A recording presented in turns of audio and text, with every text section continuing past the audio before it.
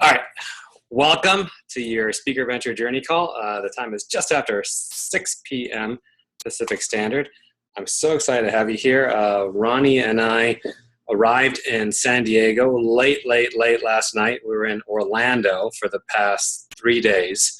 We had a 9 o'clock flight scheduled out, and it got delayed 3.5 hours on account of strong winds and rain that hit Orlando about a couple hours before we were due to depart. So we left Orlando at 12:30 and then got in at about 3 in the morning San Diego time. And then by the time we made up to Oceanside, it was about 4:30. So other than that, I'm more or less excited about this week once a rest catches up with me, and really fired up about our Speaker Venture event coming up this weekend. This is at the Doubletree Hilton in Hotel Circle, Friday, Saturday, Sunday. Most of you know about it. Actually, all of you know about it in some form or other. So if you're going to be there, can't wait to see you. Have some really exciting things and guest presenters, and the location is super cool. It's actually outdoors, and a tent is where we're going to be this time. It's really neat. So here's about tonight. I was feeling into our journey sessions and how to present even more value. And what I've decided to do for our sessions going forward is to have a topic for the first half. And we did this last time, where the primary topic was around New Year's and having the 3 qualities of what I called survival, passion, and contribution. And we did some work around that. Tonight is on meetup.com, and we have an incredible guest expert whom I'll be introducing momentarily. And how this is going to work is that we're going to be spending the first hour with Sunil on meetup.com. And this will be more content driven. So he'll be doing the share screen and walking us through Meetup. And during the second half is when we'll dive into the Q&A, where you might have questions for Sunil about Meetup, or for me about some other aspect of your business. And Sunil has very graciously agreed to join us tonight, and to not only join us for the first hour, but also spend the second hour with us, just in open support of the Speaker Venture community. So that's so awesome of Sunil. And then we'll be sharing an opportunity for you to continue on with him if you'd like to dive even further. We're not going to leave you completely hung out to dry. You have the opportunity to do that as well. Before I introduce Sunil and bring him up, because I want to maximize his time, I'm going to share a joke with you guys.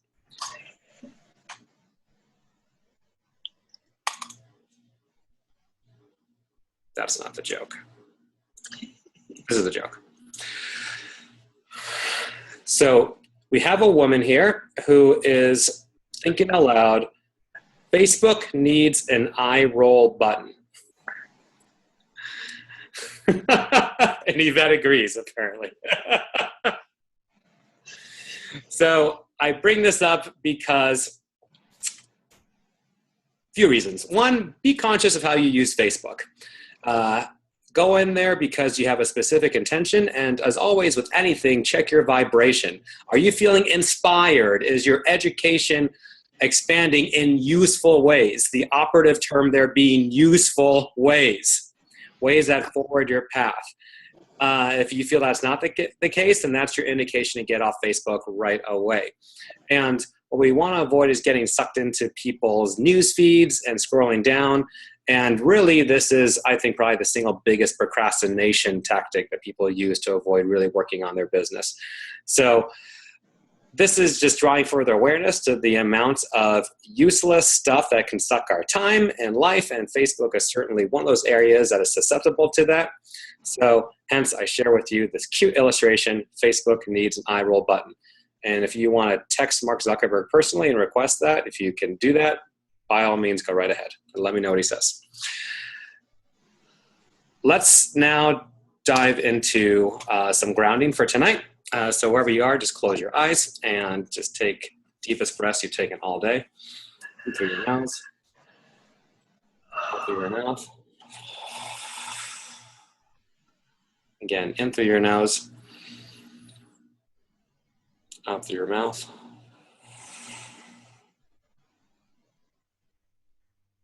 Now just breathe in through your nose and out through your nose.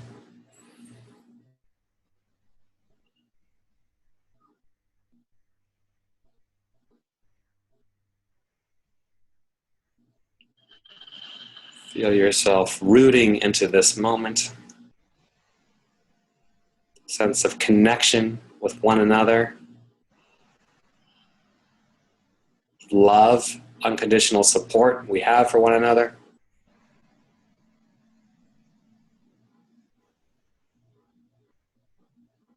Remembering always the universe is conspiring in our highest favor.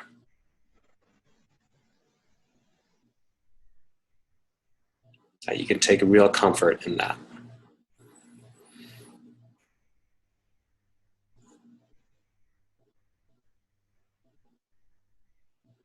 So gotta take a deep breath in through your nose, out through your mouth.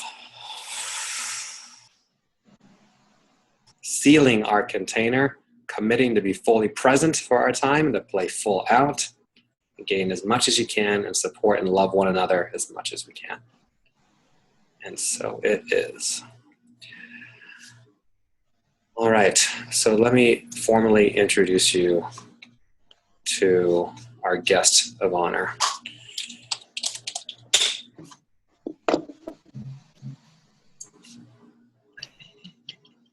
And I always recommend reading the speaker bio so you don't mess anything up, which is what I'm going to do right now.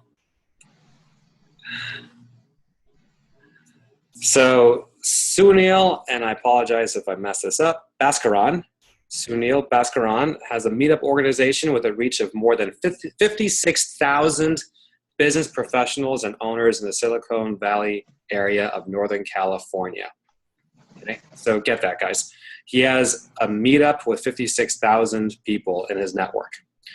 Having been in business since 1991, he is sensitive to the needs of the average and the high-level entrepreneur.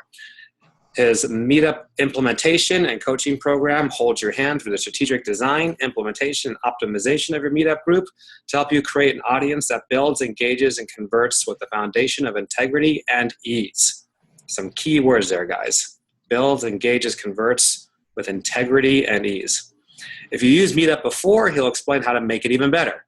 If you've not used Meetup before, then be prepared for an insightful and useful presentation. He lives in Santa Cruz with his lovely wife, Glenda. And here's why I wanted to bring Sunil on tonight. Obviously, you guys have heard me talk about if you're doing local speaking gigs, then meetup.com is, well, I'll be even more direct. If you're hosting your own events on a local basis, then meetup.com is essential. It's just like, let's think of an analogy offhand. If you have a website without a URL attached to it, it just doesn't work. Okay, you have local events you're hosting, you got to have meetup.com, right? It's just how it works. And I've been emphasizing this for a while right now, and I've been listening to you guys and seeing some of the struggles you've been having with Meetup and recognizing that there's certain things that I feel highly qualified to address, certain things I'm passionate about. My passion is communication between people, so speaking and sales, I love that stuff. And while Meetup is still its own conversation, it's a conversation with you in a community, it's not really an area of expertise. It doesn't really light me up.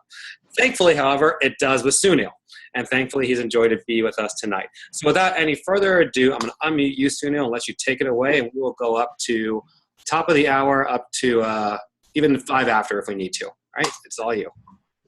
Okay, great. Well, welcome, everybody. And welcome, Joya. Love your face and your smile, and everybody else here, too. Let me just take a moment to bring my PowerPoint up. And then I promise you I'll be present with you.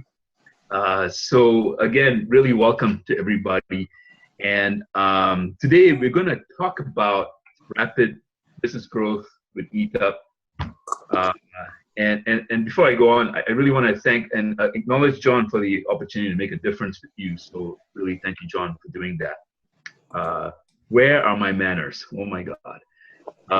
The subtext, the subheadline for this session today is to avoid the 3 big mistakes that prevent entrepreneurs leveraging the massive power of Meetup. And I really do mean the massive power of Meetups. Most people do not realize how powerful Meetup is, can be, and will be in the future to come. John's already introduced me. There's one other thing. I've been in business since 1991, but also I was a successful entrant for what's called the equivalent of the Shark Tank for the expert community. And I'm promoting and working with people like Laurel Langemeier, helping her do her meetups in Los Angeles. Laurel Langemeier is pretty big in the real estate and financial education world. Used to work with Robert Kiyosaki and other luminaries as well. So very briefly, and I promise I'm going to get through this because it's my resume, but I'm going to be really quick about it, so you have a sense of who I am, and then we can. But it's important as well. But then we can get into the content. So what I provide are four things. One is a global meetup mastermind that we actually just began, and those of you who are in the program will be actually grandfathered into this, and we'll have an opportunity to work with meetup owners and organizers all around the world, cross-marketing with them. So very excited to do that. The second thing we do is we help you implement Meetup and take a lot of that complexity off and make sure it's done in a step-by-step, non-overwhelming manner, effectively hearing somebody with a phone. Okay, thank you. If it's for me, please tell me. So we help you implement Meetup. We do marketing done for you. In other words, we act as your marketing staff. And we also do marketing done with you, where we train you to create your strategy and then also implement it yourself. And really what I specialize in is also combining the transformative with the hard concrete to create enjoyment, fulfillment, and tangible results and breakthroughs in a way that where all your gears are going in the same direction.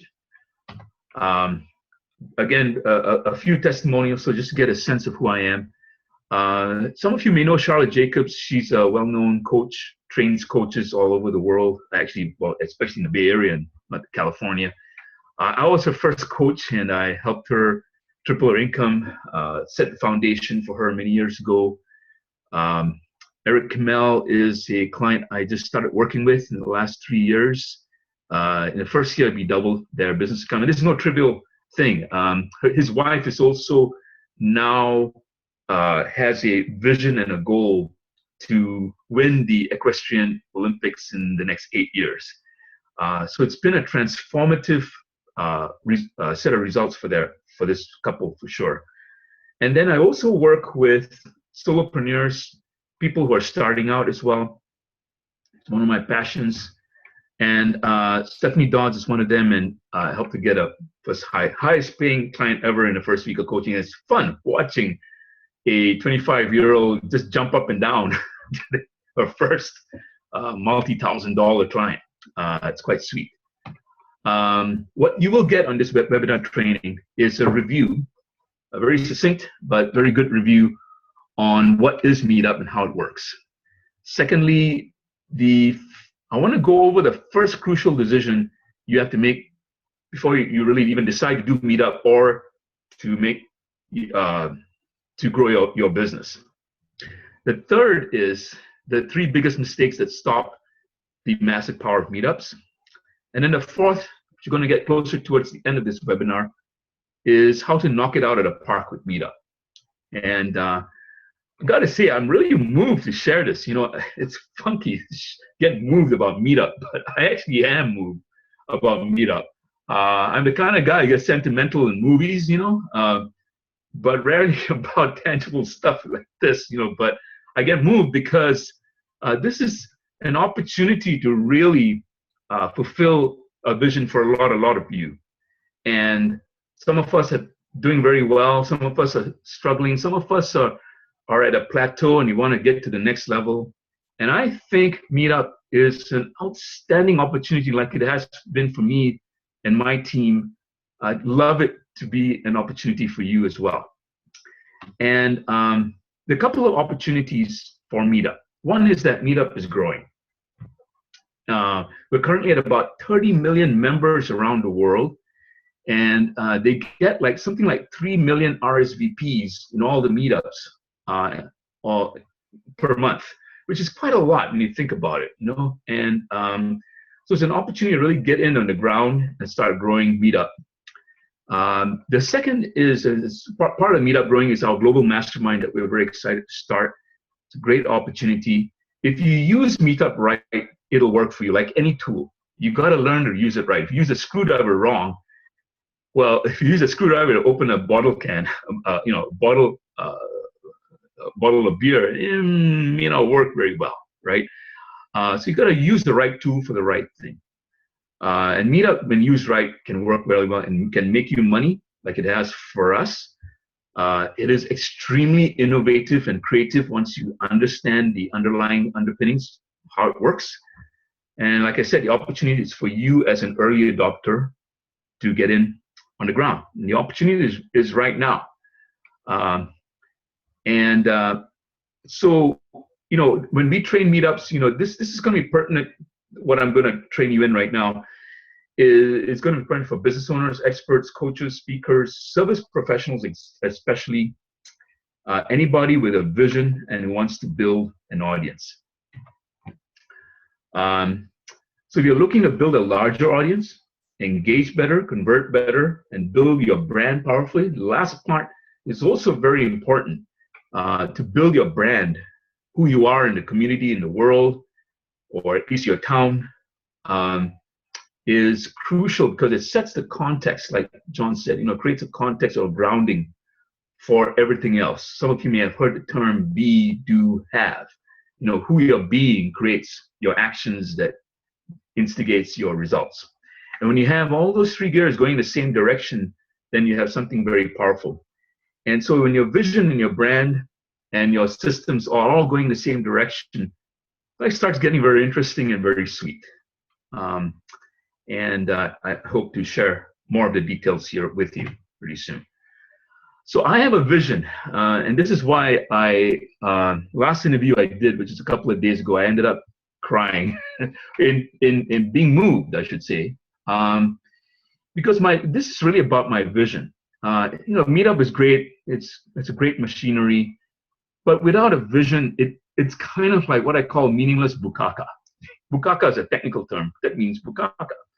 It's self-explaining. But I have this vision. The vision is to have 100 million joyful and successful entrepreneurs by the end of 2027. And, ladies and gentlemen, this is really near and dear to my heart, as I'll share pretty soon. There are about maybe 400 million entrepreneurs right now on this planet. I estimate far less than half of them are joyful and successful based on what we've seen in trends and economic trends, etc.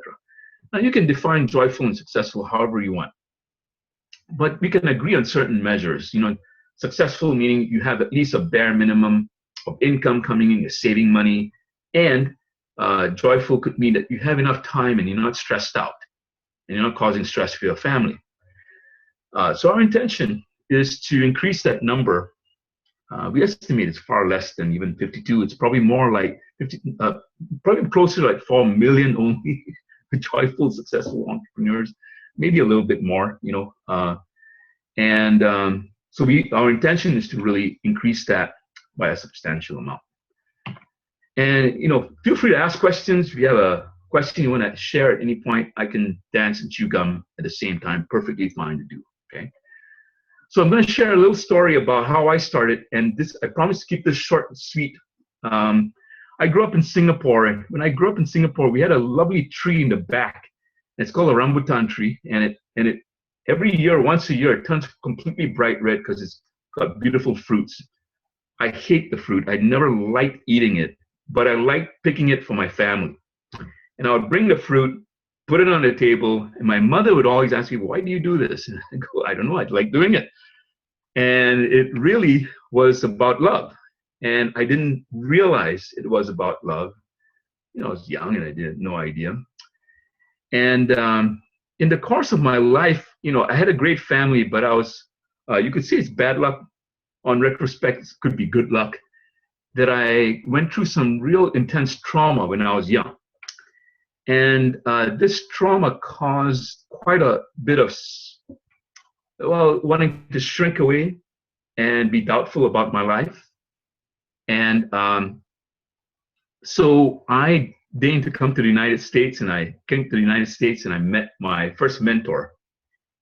And he, and I'm making this story much shorter than what it really is, but it coached me to create my vision and declare it. Now, I had a vision. I always thought about making a difference, just like making a difference in my family by picking those fruits. But I never thought of declaring it publicly. And this is all going to make sense for you. And you can see, I'll promise to tie this up for you as to why I'm sharing this in the light of meetups. But declaring my vision publicly was a huge step. And one of the things that I took on was with a friend of mine, Peter Fikowski. He invited me to join a group which was lobbying for the end of hunger and poverty in the world.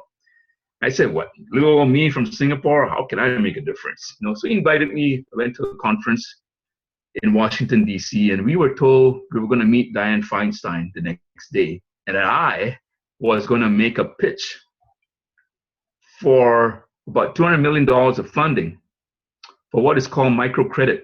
Microcredit are loans of $200 or less for most women entrepreneurs in third world countries to not just survive, but actually thrive. And great program.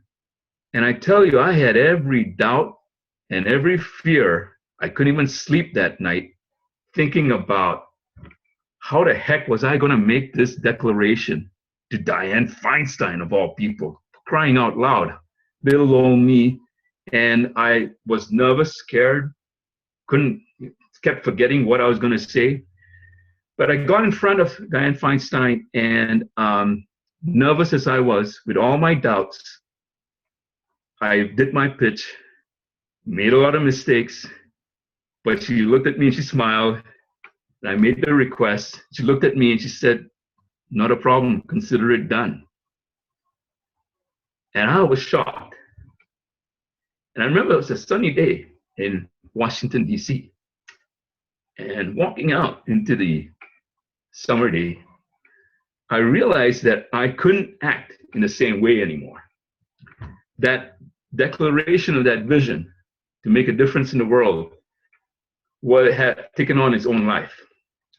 And so I realized, and this is the thing I want to share with you, is that no matter how doubtful you may be, some of you are in different places, having doubts, showing up, generating a large audience. You can have all your doubts, you can have all your fears, you can have the most ridiculous presentation that you forget to do and still make a difference. And how you make a difference is you show up. And the path opens up when you show up and you make a declaration. You make a declaration, you show up for the declaration, the path opens up. And so I realized that I can create and make a vision happen at any time.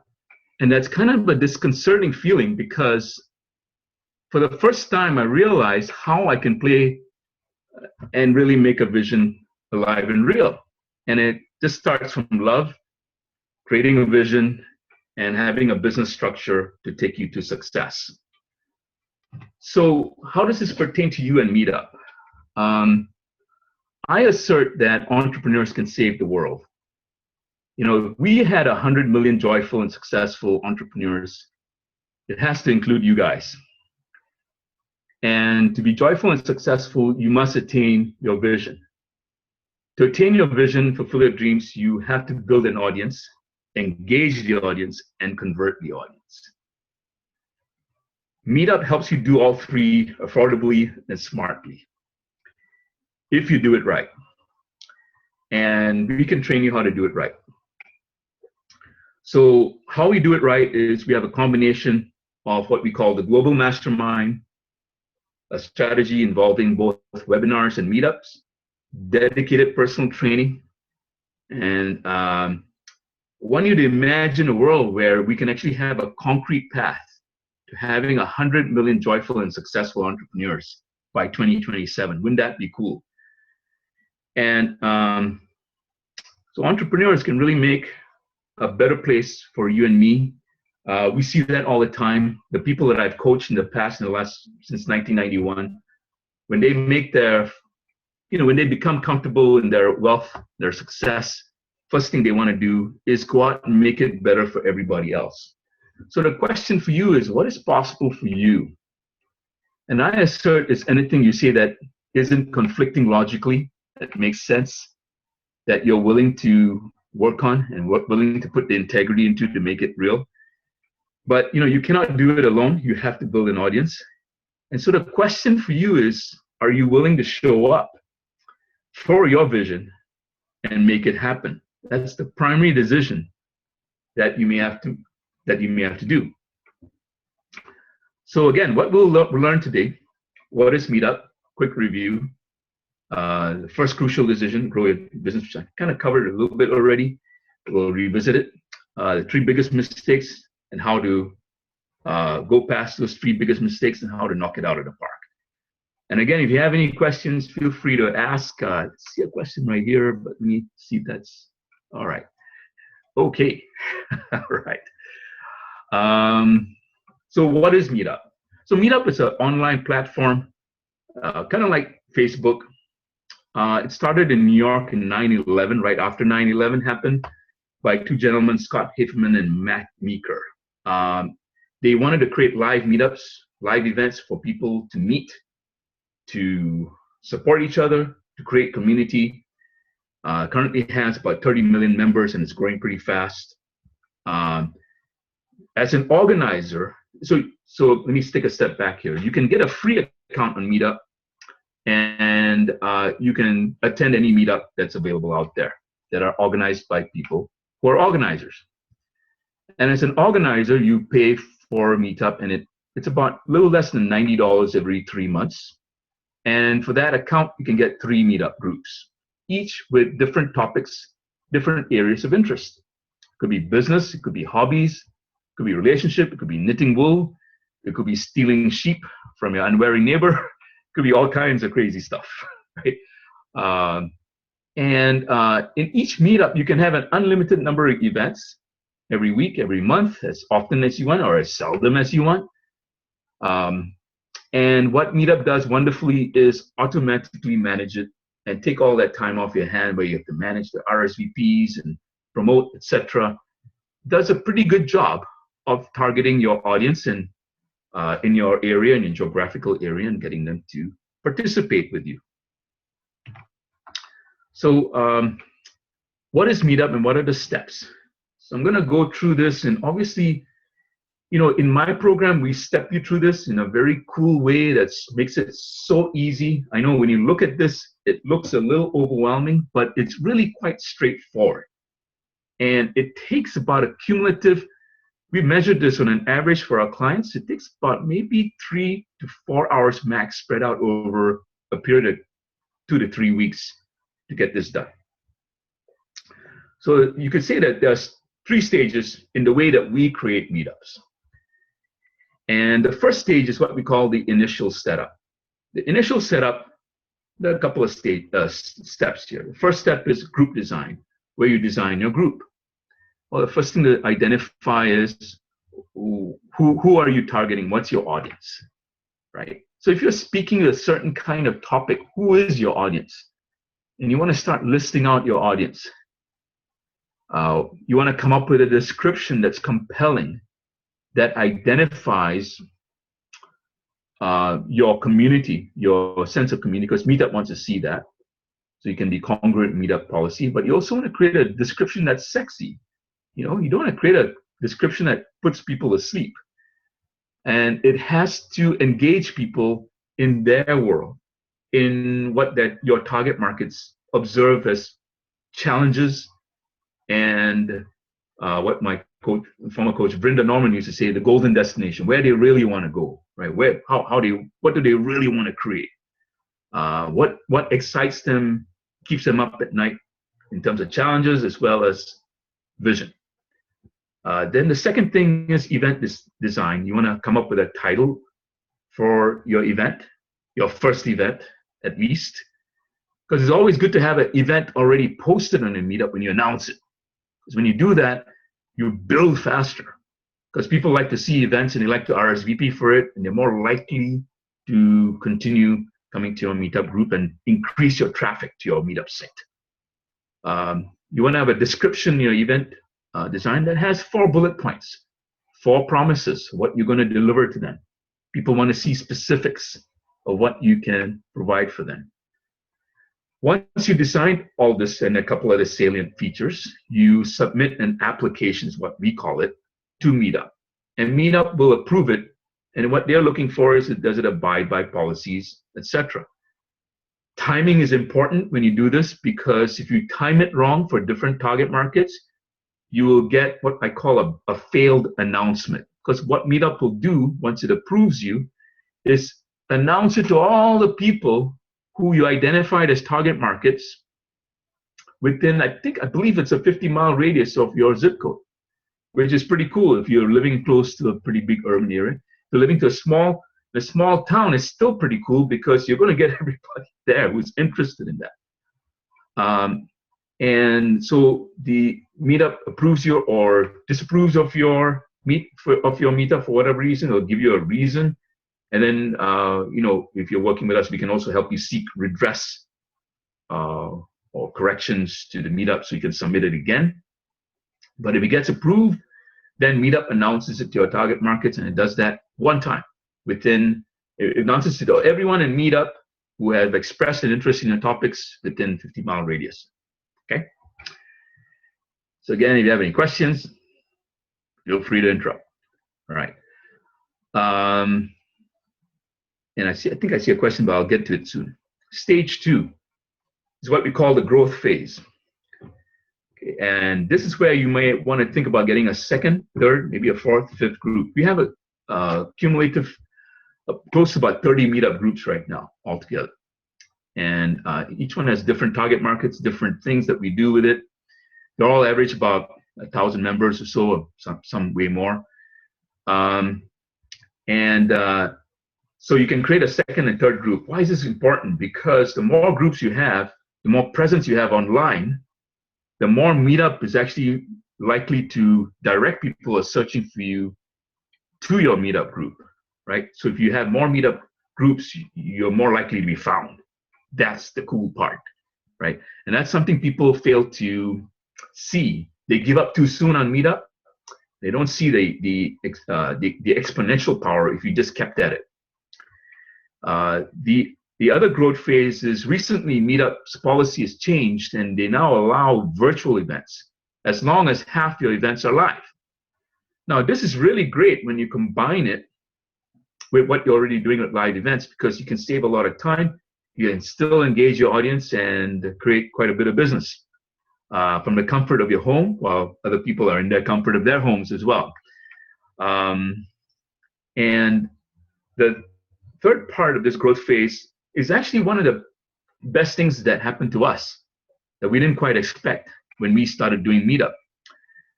And that is that Google really loves Meetup. And every time someone joins your Meetup group or RSVPs in your Meetup group, it actually indexes you and your business.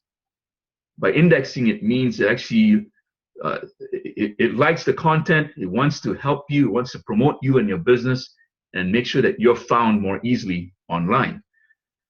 So it builds out your online traffic, and if you set it up right, this online traffic can be guided very gently and very effectively to your own website, not Meetup site, but your own website.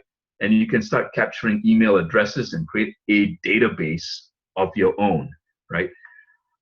You can also start attracting speaking gigs, because when event organizers look for you, oftentimes they go online and look, they check you out.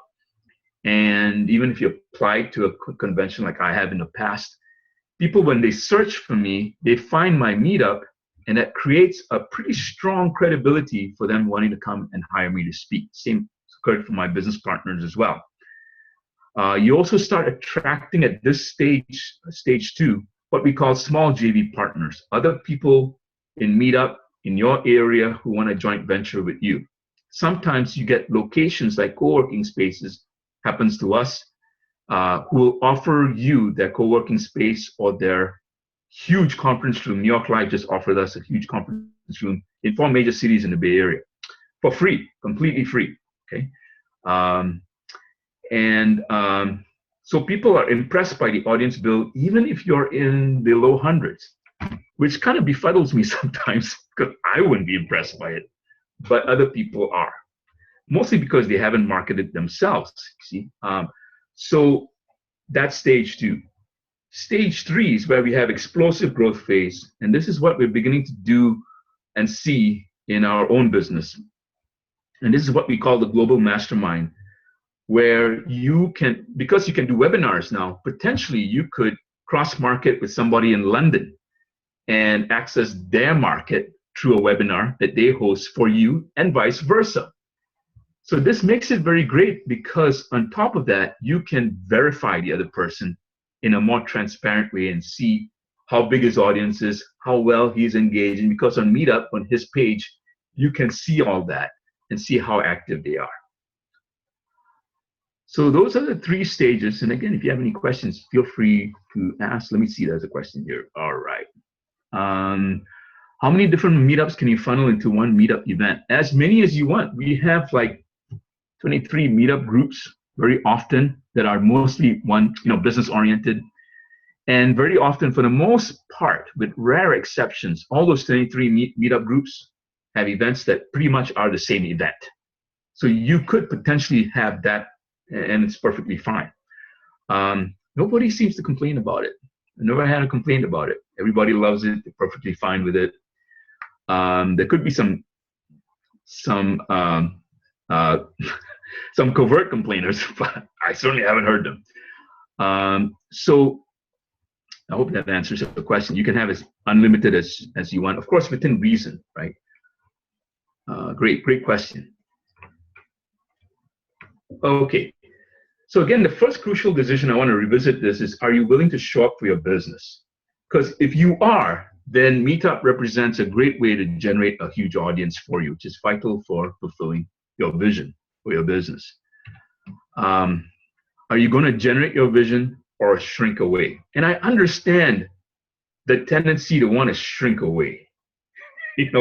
I really do, man. Sometimes I just rather go watch Hogan's Heroes reruns or some TV show that I used to watch in the 60s and deal with this, man. I mean, come on, really, or go watch a good Bollywood movie that I used to watch when I was much younger and into that. But you got to ask yourself, are you willing to generate your vision or shrink away? That's $1 million, probably a multi-million-dollar question for many of you. So the action is to decide to grow your business or not. Now, you have a choice once you've decided to grow your business. And then the choice is, do you want to have massive audiences on Meetup? So doing Meetup is not the crucial decision, I feel. The crucial decision is, are you really willing to have the larger audience? Because, see, when I decided to have a larger audience, a lot of my righteousness and fear started going away around which strategy I should pick. You get overwhelmed, you drive yourself crazy. And but if you practice choosing in the face of your overwhelm starts going away pretty quickly. Because choosing is an act of a stand. You're taking a stand for something, and sometimes it's just choosing because you choose. Sometimes there's logic behind it, but you're still choosing. And so the choice in front of you is, do you want to have massive audiences on Meetup? And so the choice is very fine, but you got to understand that when you make a choice, there are always things that you got to understand and try to avoid what I call avoidable mistakes. My old coach used to tell me, it's fine if you hit the unpredictable mistakes, but if you keep repeating the avoidable mistakes, it's kind of like the definition of insanity, right? Keep doing the same thing over and over again, expecting something different. So the 3 biggest mistakes that stop massive power meetups are the following 3, and they're pretty basic and elemental. There are a couple of others too, but these are the ones that I picked because I see them a lot. a lot of people come to me with meetups that they already have, and you can pretty much categorize them in these three. The first is that they pick the wrong target markets. Either strategically, they're not clear about them, or if they are, they pick the wrong ones on Meetup that match the best optimal selection of target markets. So what is the right way? Well, the first thing is to start off with an abstraction. What are the target markets you think will make the most difference?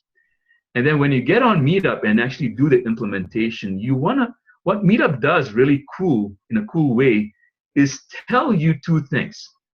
How many people worldwide, approximately, there are who are in Meetup who have that interest, but more importantly, how many people in a correlative way are within your area that have that interest. Now, obviously, you want to optimize that number as much as possible, right? What people fail to do is they pick a target market and only has like 50 people around your town. With 50 people, it's very hard to build a huge audience, right? And they didn't look hard enough to find the bigger group that had like 20,000 people. If you had that, you would have built your Meetup a lot faster. Which is why Rosie and a couple of people in this group are seeing their groups growing up with waiting lists and all kinds of fun stuff. The second mistake is what we call wrong timing. And this depends on a target market too, but what we try to train people to do is time your submission of your application for Meetup to a weekend, preferably a Sunday night or very early Monday morning. Why do we do that? Because we want to make sure that that first announcement, when it goes off, doesn't go off on a weekend. What happens for a lot of people is their meetups get announced on a weekend when nobody's around to really read it. And so they lose a lot of that initial build that's almost vital to keep the meetup going. You need that solid launch in your skyrocket to keep it going. Otherwise, it falls back to Earth. Not good for the spaceman inside that. So wrong timing. What is the right timing? Well, it varies. Again, it depends on your target market from our experience. But for the most part, you want to try and submit it on a Sunday night or early Monday morning. Meetup is in New York, so you got to adjust for the timing there, Eastern Standard Time. But we found that generally speaking, that's a good rule to follow. The third reason people fail, or big mistakes that we make, third mistake, is what we call poor setup. Now, poor setup can take on a couple of forms. One is you didn't really quite understand meetup policies and philosophy. Now, the meetup policies and philosophy will dictate whether meetup will allow your meetup to exist or disapprove you. But it also has another effect, which is that if you set it up right, then not only will people searching on Meetup find your Meetup, but also people searching on Google will find your Meetup. So there are two things you got to do to resolve this mistake. Firstly, you want to make sure, obviously, you understand Meetup policies and you follow that. But secondly, when you set up the meetups, you want to make sure that you put some really good keywords that represent the geography you want to cover. So if you're in the San Jose area, you want to make sure, for example, that your title of your meetup group has the word San Jose in there, or Bay Area, or if you're in Los Angeles, same thing, Los Angeles. And then secondly, the target market you want to go after. The reason that we do this is because when you put the target market in there, Meetup search engine has a greater chance of finding you. And so that helps when you do it, when you set it up right. There are other things that you can do. I'm not going to go through it in complete detail because it's a little complicated to do that on a call like this. But basically, you also want to make sure that keywords are in your description for your meetup group, as well as for your event. And And this also ties in with the selection of your target markets, etc. There are a couple other settings too. Again, I'm not going to go through everything, but the ideas that I gave you are the most important things. Make sure you have the keywords there in your meetup title and your title of your description. Okay. All right. All right. Yeah, Sunil, I just want to check in. We do have about 4 questions lined up. Okay. So do you want to finish your presentation and then say in the next 10 minutes, we'll wrap that up and then address these questions, or what do you think would be best? Let me address the questions and then I'll speed up my presentation here. Okay, great. So then let's go back to Andy. Hers was the first question up. Have you found more success when you charge for a meetup or when you offer free meetups? Yeah, it kind of depends on, I'm not trying to evade the question, but it's just the truth because we've tested this out. But I would say in a general rule, we don't charge for our meetups. Some of our meetups we charge now because it's got a huge audience, so we can afford to do that.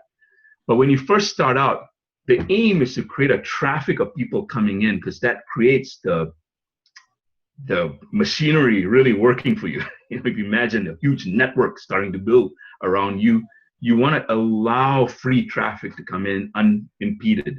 So it's better not to charge when you start. Now, some people will say, well, but I want to make sure I get the right people in there. The right people will come in over time. It's interesting because even when you charge sometimes for Meetup, some of the people who pay for the Meetup don't show up. It's not about paying for the Meetup, we found. It's because people hate the hassle of having to go through an additional step to pay for an event in order to RSVP. So you could lose potentially a lot of good, competent, good potential clients if you started charging. That's my point. So the philosophy, guys, that we can appropriate this is say when you're offering your magic sessions, that at first you're not going to put people through an application process or a questionnaire. You're not going to make them jump through any hoops. You want to get as many people cycling through to do your one-on-one sessions with you. And then level 2 would be the application once you want to start being more selective perhaps with who you let in. And Sunil, he finds it beneficial just not charge in general still. That's the choice that he's found. And each of us has our own path. Let's go to Andy's next question. And this one seems a bit broader. Do you mind going back to the slide that talked about what the meetups entail? Andy, could you be a little more specific with what you're looking for? You're unmuted. Yeah, there was a slide just before when he was answering Rosie's question, but I think he kind of skipped over it. And I was like, I really wanted to yeah, this one. So Okay, like the maintenance and the steps every month, I just kind of wanted to see if you could like skim through this real quick. Sure. Yeah, this is after you go through the first stage. What we recommend is doing at least one event a month, and then accelerate it as your group grows. Again, depends on your needs, etc. But the more frequently you do events, probably the better because more events you do, and we've measured this. My business partner is a content marketing group. We check the Google Analytics. It's hands down true. The more events do, the more traffic's coming to you, and the more traffic goes to your website too.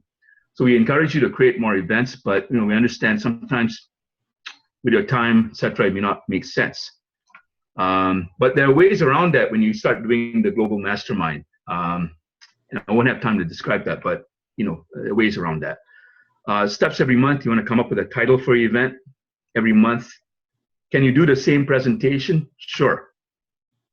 You can do the same you can do the same PowerPoint. Oftentimes, I've done the same PowerPoint, but I have a different title. But I still have the same PowerPoint. And people come and ask me, well, are you going to do a different one? I say yes, because it will be a different audience. If you're interactive with people, you'll have a different presentation, even though you have the same PowerPoint. You have a different presentation each time. And that's always the case. I've been speaking for years, and it's always the case. So you can pretty much do the same presentation, but do a different title and reframe it differently, and change it around maybe a little bit too to suit. Again, you want to come up with a time, date, and location for your event. This is something we do 1 month before for the next month. So you can almost imagine a marketing calendar that we set up to plan out the next few months. And then, of course, you set up the event. Meetup promotes for you to the group. This time, it doesn't promote to everyone in that 50-mile radius. It only promotes to you in the group. people are still joining the group because they find your meetup group and they join you, and meetup promotes your events to those people. Again, meetup will manage the RSVPs. You don't have to do anything about that. And so does that answer your question, Andy? Just nod if it did. Okay, great. Yeah, and I'll just jump in real quick about the question about do you give the same presentation at all the events? And this is something I personally have experienced that seemed to work pretty well. So you guys know how in the signature talk, during your content, you're going to have 3 key points that you guys offer that make up your signature system. What I do is that I'll take one of those key points and make that the talk title for the night. Okay, so let's say my system is on signature talk, right? So then I might make one topic on personal story, right? How to create a personal story that will make audiences fall in love with you and buy your stuff every time, something like that, right? And then the second point, as you guys know, the 3 points of signature talk are personal story, content, and offer. Then another night, so the next month's meetup could be how to create compelling content so that your audience falls in love with you and buys all your stuff too, right? And then the third event would be on making offers from stage, right? And then dive into that one point. So I would probably frame it, I do frame it up and say, these are the 3-part system. Since our time is limited tonight, we're gonna pick one of these and dive deep in it because I'd much rather you get not just a surface cursory view of this material, but actually get some real big tangible takeaways, right? And then we dive deep in that one topic. I might bring someone up on stage to coach them that one topic. We really get into the woods with it. And then what's cool is that since I framed it up that there's 3 things and we just covered one, people feel, wow, that one thing was so awesome. I bet the other 2 things we did not get to are awesome. I better say yes to the magic session or the yes to the package where we're going to do all 3 of these things, and hence yes to the magic session so I can learn more about the package. So I just want to put that in, Sunil, because it ties in nicely with what we do. Brilliant. Yeah, absolutely. Well said. Let's see. Where do you find the information the meetup tells you? Yeah, it's a little complicated to explain, but it's there when you actually set up the meetup. You will actually see it, and they'll give you the numbers. Okay. And I'm not trying to evade it, but actually, an easy way to do it. Whoever asked that question is if you go to a meetup and you look at the left-hand side and you scroll down, you'll see all the topics that they cover. If you hover your mouse over those topics, it'll tell you how many people are in each of those topics. So it's an easy way to do it. Okay. You don't have time. Okay, let's see. Where do you find the information in meetup? Okay, you got that. Can you talk a bit more about how to get other meetups to your meetup? Well, you see, the best way to do that is to have people come cap in hand to see you. The best way to have, so you don't want to outreach to people necessarily too prematurely when you have a small meetup group. When your meetup group is growing, believe me, people will come and see you. And that's the way to do it. That's the way we teach people to do it. It's a lot more fun that way. It's a lot easier because you don't have to work so hard to convince somebody to come work with you. Joint ventures become a lot easier and more straightforward when you build your meetup up right. So I hope that makes sense because that's very. Can you hear me, Sunil? If I talk now, can you hear me? Yeah, Ivy, go ahead. We hear you. So what I meant by that is I never thought about doing this, but on Meetup, do you contact other organizers of events and go, hey, I see that you're on Meetup and we might have something in common. I'd love you to come to mine and I'd love to come to yours. Do you just start a conversation with them? We used to, and we found that was a low return on investment considering what we can do. What we found is when people come to you, it's actually far easier. You'll attract the right person and you can select who you want to work with. Otherwise, when you reach out to people, by the way, so to answer your question, you can do that. It's very easy to do that on Meetup. You can reach out to the Meetup organizers. Don't necessarily get a good response from time to time. That's a big hit, right? But yes. Saying that they will not see the message because they're not checking their Meetup inbox, or they'll respond with hostility. What are you saying exactly? All of the above. All of the above, probably. I mean, I get hostile sometimes. If you get hostile, all right. I get hostile.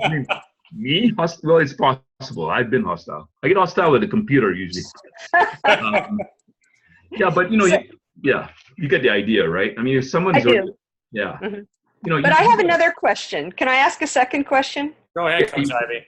Okay, so I started this meetup and I had 40 people join the meetup.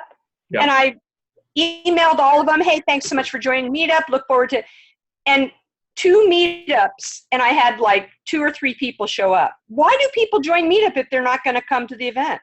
because they're idiots. No, I'm kidding. That's what me and my business partner say in private. But anyway, now that I've said something in private that should not have been said. But anyway, the point is that, you see, you got to think statistically. Mm-hmm. So 40 is not a big sample size, you see. You got to Right, grow your meetup exactly. group a lot. All the mistakes that I mentioned earlier are probably, unless you don't have a target market in your city, which I doubt. But if you do, then you probably committed one of those carnal meetup sins that prevented you from growing fast enough. So I'm saying that's the source of the issue. You got to look at it at the source of the issue. Of course, you can go back to your childhood and probably but I won't go that far, I promise you. So yeah, you probably want to look at the source of the issue, why it's not growing. When I hear 40, it's like, well, that's crazy. You know, it doesn't make any sense. Unless you have a private knitting circle for people who only want to knit coconut with coconut. Then I would Okay. say you got a problem. Ages of 35 and 36, right? All right. Let me move on here in the presentation. I want to respect all your time and certainly John's as well. Cool. And then I think we can find some time to address the rest of these questions Okay. after your presentation. I would like to circle back because these are some great questions for everyone. Oh, okay. Right, Sunil? Yeah, that's perfectly fine. Okay, cool. So let's go back to you then.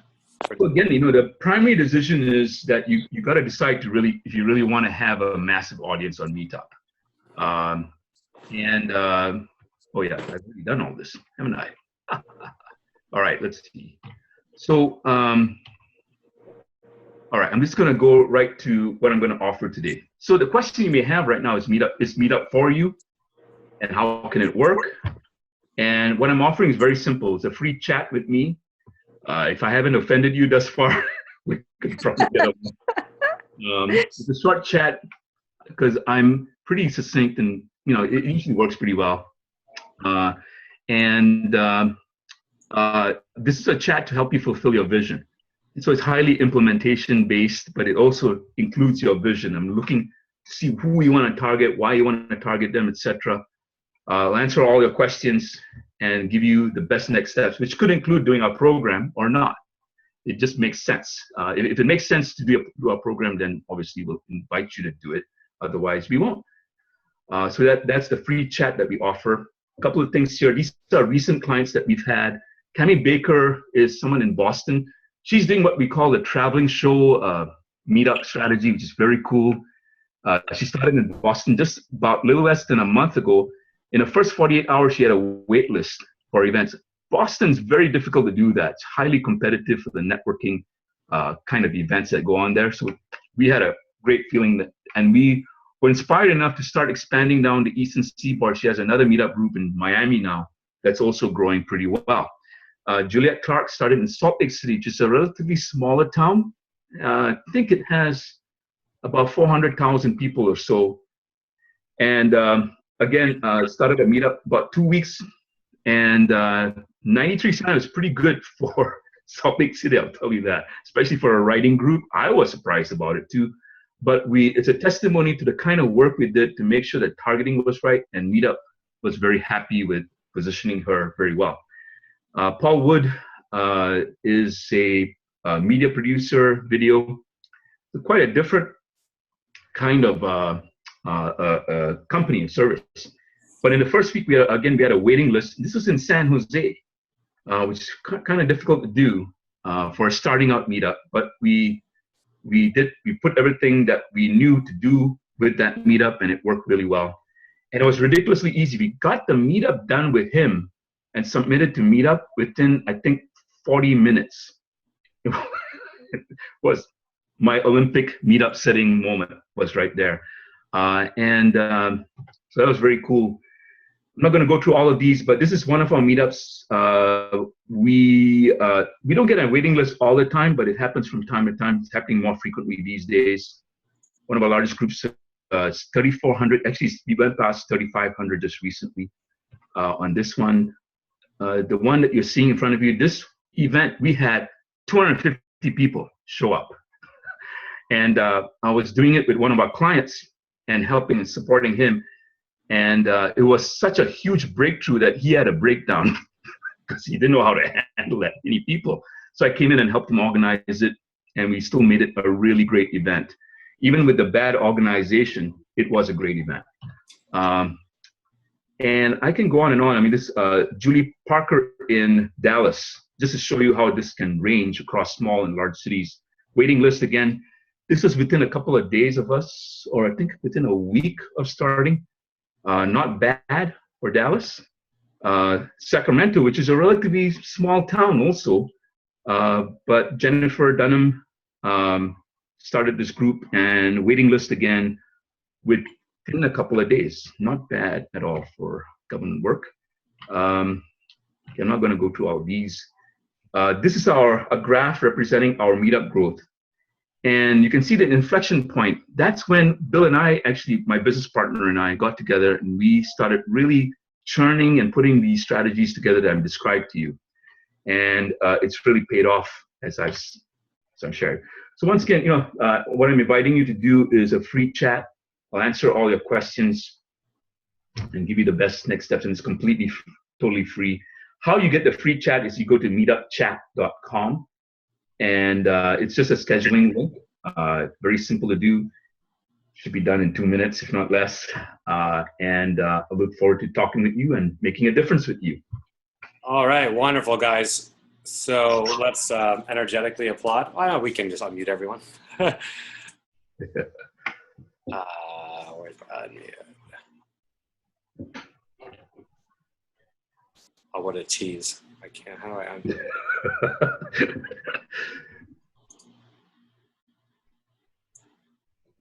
You gotta be kidding me. Why do I?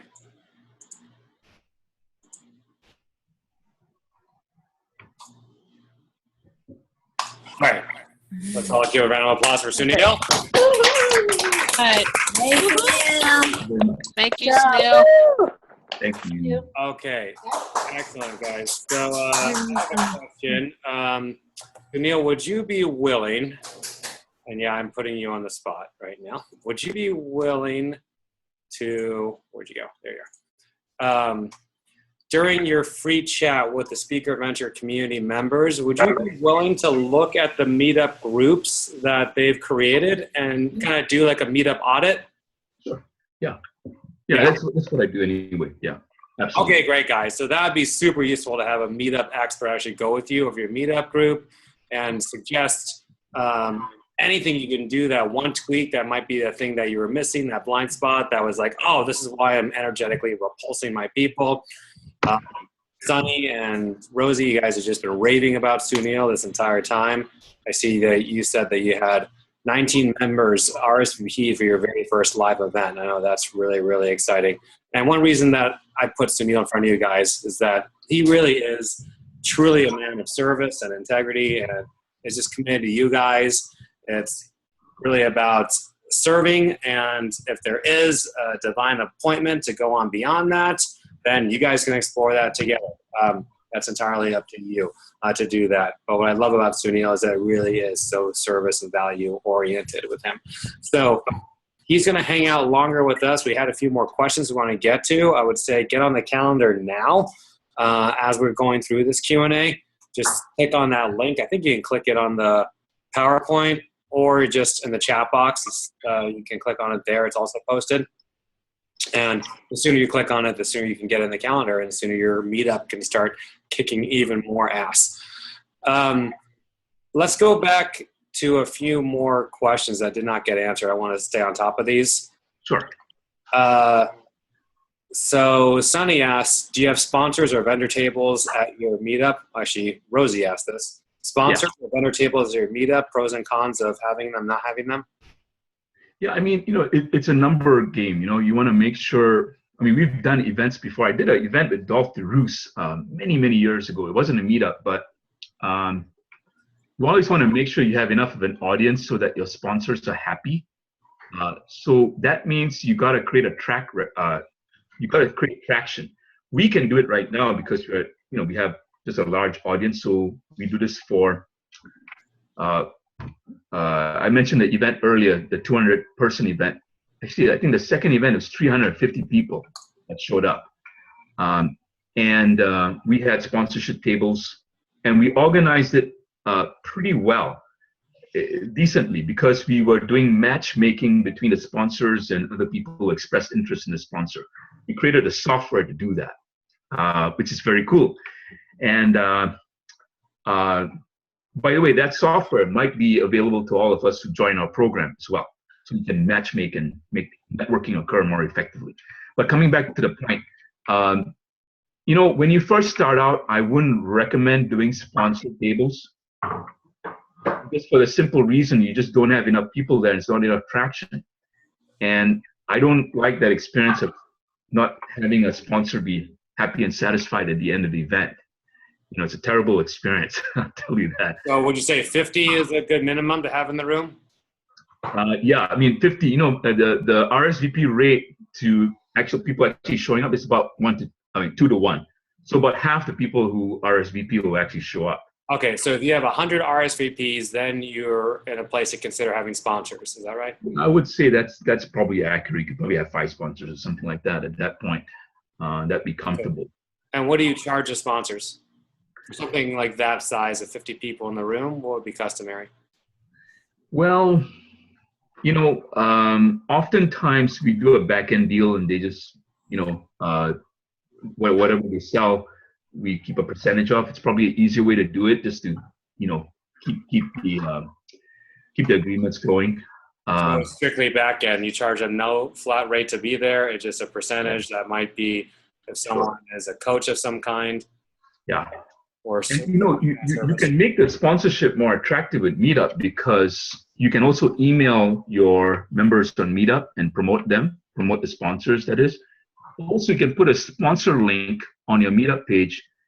And actually, we were approached by Microsoft. Microsoft paid us about $500 a month to just put their logo and their link on my Meetups. Actually, one of my Meetups. And I didn't want to do it for the rest, but it would have been like super passive income for me. But I didn't want to do that because I'd rather get the traffic myself. So you gotta balance that out with sponsorships as well. But I'm just sharing that because that's another way to attract sponsors to become, to work at your events as well. Yeah, and would you say that, I guess a final point on this, would it be prudent to be mindful of the energetic that you're looking to put out? Like if you have a lot of sponsors there, it could feel overly commercial and take away from the community good vibe that people want to experience. Absolutely. That's why, there's an intuitive feel. I don't know how much experience your group has. I suspect not much, but there's an intuitive feel you have to an event as it grows. And I'm sure Johnny will agree with me. Sometimes some people they're not bad people. They just don't jive with you. And you also got to look at that, whether they're really in it for the spirit of the event or they just want to make a buck off you. Now, if you want to make a buck off you, just make sure you have good agreements with them. But it's usually better that they agree with the spirit of the event, what the vision is, who they want to attract, etc. So, then you have all your gears in your event going the same direction.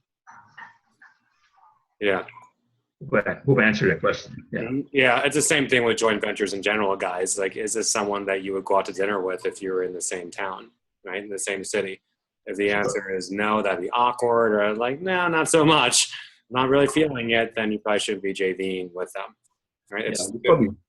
Probably true. Yeah. True. Okay, Jeannie Bernkrantz, where do you find the information that Meetup tells you how many people have the interest in your area? Is that even available? You can actually go, when you go to your event right now, if you have a Meetup already, if you go to your menu, I think it says group settings at the top, and then you click on group tools, I think, and then it comes up with a bunch of menus. And one of them is topics. And if you go to the topics and you hover your mouse over each of the topics you have right now, it'll tell you how many people are worldwide and how many meetups are worldwide and how many meetups there are in your surrounding area. So that can give you a gauge. And I got to warn you, there are some tricks to that are a little too complicated to go through on this call. But the thing is that meetups sometimes misreports those numbers.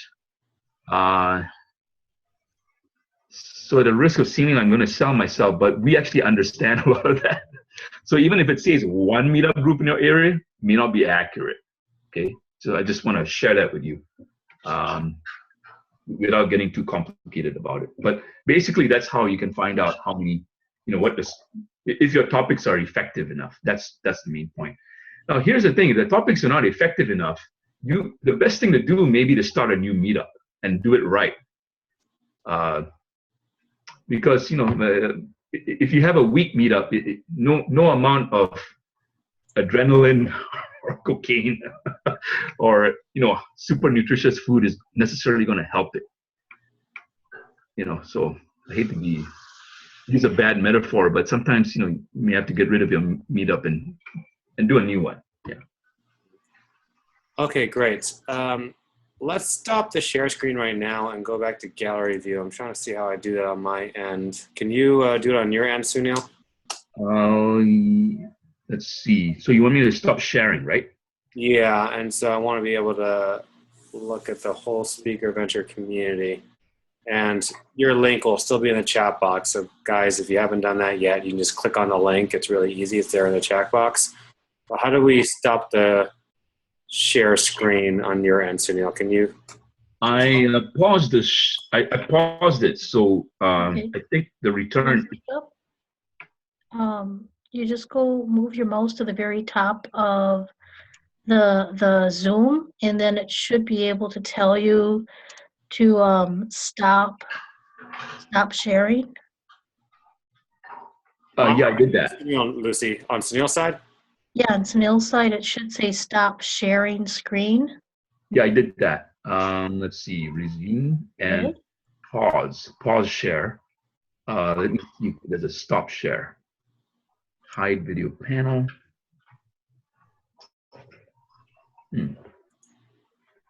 Oh, what? Let me try this. No, it can't be that.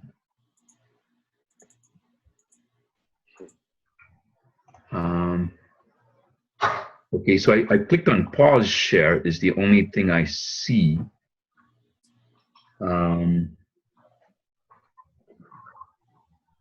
You stop video.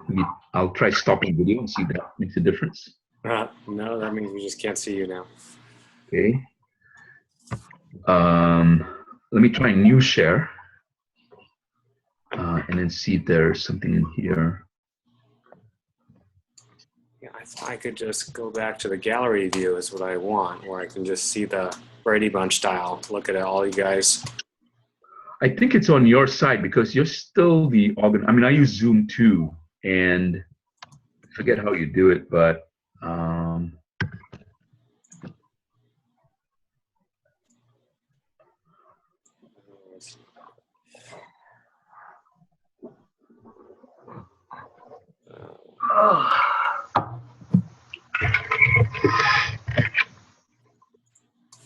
stop share. There you go.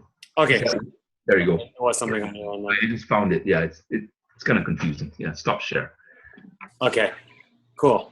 So now let's open it up for any questions you have for either Sunil that didn't get addressed already about Meetup, or for me on anything pertaining to your signature talks, your magic sessions, dealing with clients, dealing with your own inner critic, whatever it is. Let's use our remaining time to empower you however you wish to be empowered. So let's see. I'll just go ahead and unmute all. And who has something to bring up?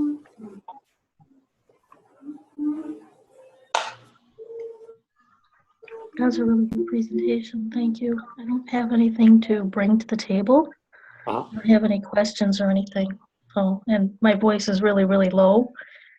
So I just wanted to say thank you. You're welcome, Lucy. Or Sunil, you can say you're welcome, Lucy. That was directed at you.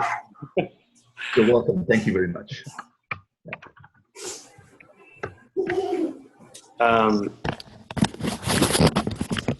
Okay, so here's what I think would be best then. I do want to check in with you guys on some things. So if there's no more questions about Meetup,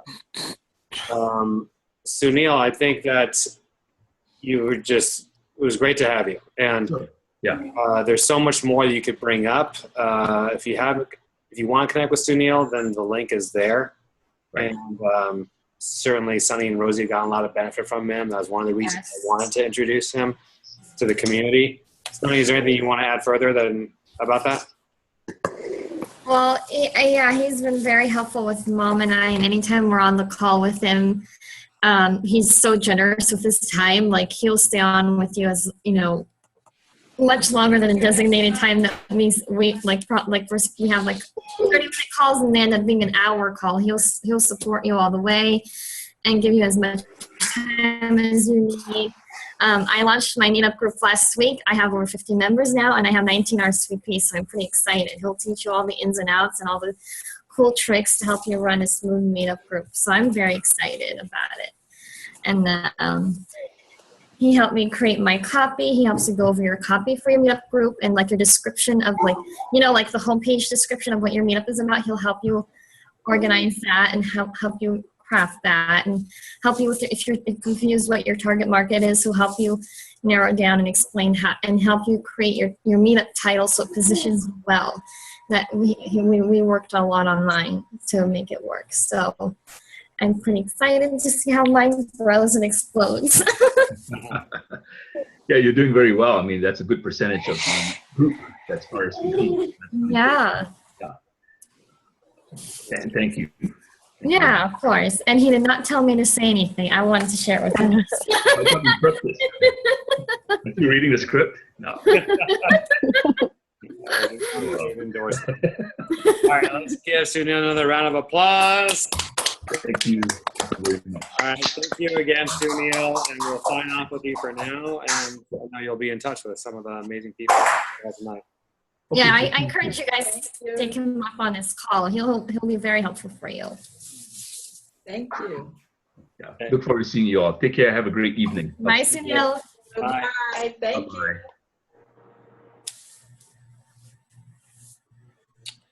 All right, so let's all take a deep breath in.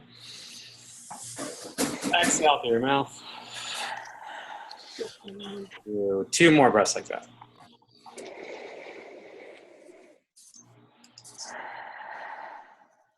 Again.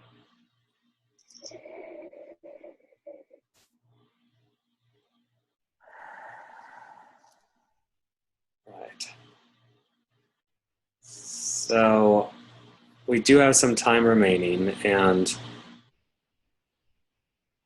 that to me is not an accident that you're here and that there's time remaining. It means that you're meant to be using this time to powerfully grow and transform. And I've never ended a journey call short before and said, well, I guess there's absolutely nothing for us to cover, so rather than stare at each other for 40 minutes, I'm just going to kill the call. I've never done that before. And why? I'll just tell you why. Because there's always more to grow. There's always more to transform. There's always some limiting belief to break through. There's always some way to strengthen the magic session, some way to strengthen your offer from stage, your personal story. Maybe you're unclear in your content. And what I love about our group, our Journey Mastermind, is that you all have the same business model, unlike a lot of other masterminds. Like you got people who are using online Facebook ads to drive in leads, or they're using webinars, and then some are using speaking, and it's all over the place. And it's so boring to listen to someone ask a question that's got nothing to do with you. That's not what the journey is, right? So every time you ask a question, know that it's a contribution to something else. That's the arena we've created. So I highly, highly, highly encourage you to use this time to move yourself forward, because it does it for not just you, but for everyone else on this call, and ultimately for the planet. Speaking about the planet, I'm just really so moved by how much passionate activism is just happening around the world right now. It's so inspiring that, I believe that apathy is probably the biggest disease that impacts people on a whole, certainly one of them. And if apathy is a disease, then the planet is very healthy right now, right? I thought that I missed the boat with the 1960s when people actually cared about stuff. They actually took a stand for something larger than themselves. And I just presume that in this era of social media, look at me, or my blog, or my YouTube, or I want to be a celebrity and be famous for the sake of being famous. I mean, I don't mean to demean that per se, but it just seems that that's the values of our culture nowadays. And how wrong I was to just think that's what we've come to. So wrong. And that this movement of the 60s, I think, or from this versus the 60s, today is even more exciting because we're such a global family now. We're all connected much more than we were back then. And I'm just so inspired by that. And I'll be saying more about this at Speaker Venture this Friday, specifically when we talk about seeing your speaking and your business as a movement on the planet. But clearly, people want to be part of movements right now. People want to be a part of something larger than themselves. And the energetic of a human being who is just out for themselves has never been more of a turnoff than it is right now. So if there ever was a time for you to expand even bigger, because I know that you're not in it just for yourselves. That's obvious. You wouldn't fit in with us if that were the case. You obviously have a movement within you that could be even bigger. And probably you're falling susceptible to some of the common reasons that stop people from playing bigger with their movements, which is, I'm not clear enough on what my movement is, or who am I to be leading this movement? There's so many other people better qualified for it, right? But remember this fact. If the world didn't need you, it'd be because the world is already healed and there are no more problems to solve. Then, only then can you make a case for not stepping up. Okay? Until that's the case, you must step up. There's just no other way about it. And I think you know this on a soul level, that that's the only way to go, is a further stepping up. And you can take the long way around and allow your beliefs to hold you back, and then eventually get to it in 5 years when you could get to it, say, now or next month. I encourage you to say now or next month, really. That's the time to be playing at this much bigger level. So those are some things that I'm present to right now that you, as the tribe, as the people I'm standing for, I wanted to share with you. So we can certainly delve into that further, or something else that's present for you. But guys, you're up to such big things. I see no reason why you, especially as speakers, hello, right? Communication is your thing. Why you would not be using this time to grow and transform. So let's bring it back to that. How do you want to grow and transform? And I'm going to leave this open now. Go ahead and raise your hand, or you're unmuted. You can unmute yourself if you're not unmuted, and just share how you would like to be supported. All right, we got Lucy. Hey, everybody. Hey, Lucy. Great to have you, by the way. Isn't it great to have Lucy here? Yeah. Hi. Some of you may not have met Lucy yet, but Lucy is one of our great success stories with Speaker Venture. She came to us in July 2015.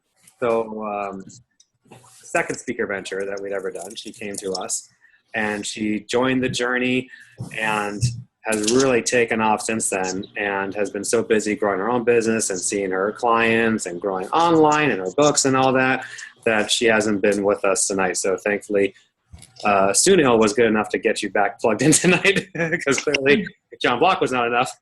So that's really, really great to have you.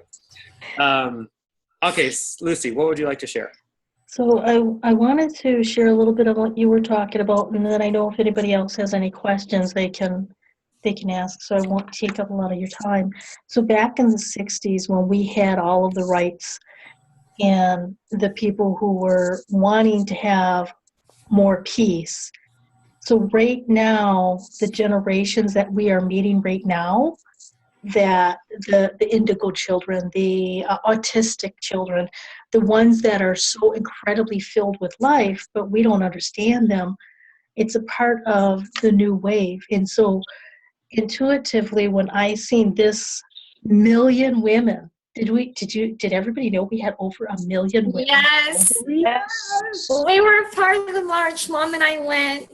Yes, I seen that on Facebook. Thank you. So there was no marches here in Phoenix, Arizona.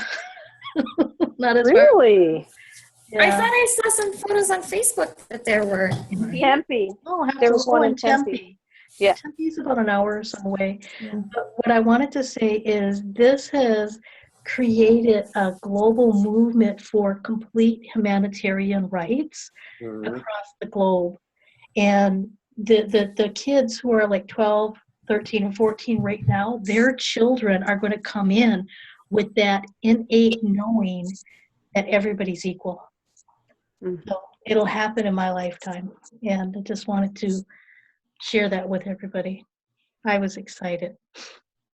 Yeah. It's funny you said that, Lucy, because I was telling Mom the other day that for the first time, I'm born in like a new women's movement for the third generation. And I was telling her, I feel like there are many of us light workers born to help accelerate the movement. Because it's like seeing Gloria Steinem at the Washington March, I was like, I kind of want her to be alive to see equality. Because like she's the founding mother of equality for women's rights and women's movement. And she deserves to be alive to see her work come to fruition and be a part of it. And like a lot of us miracle workers, we can make that happen. It was really moving to see so many people show up all around the world. Exactly. All around the world, there were like millions, like Iraq, Alaska, Europe, Arabia. Asia, even Tokyo, like everywhere around the world was doing it the same day. Yeah, but it's not just about women. Yeah, now it's more than that. It's everybody. Yeah. It's the acceptance of, it doesn't matter what your nationality is, it doesn't matter where you were born.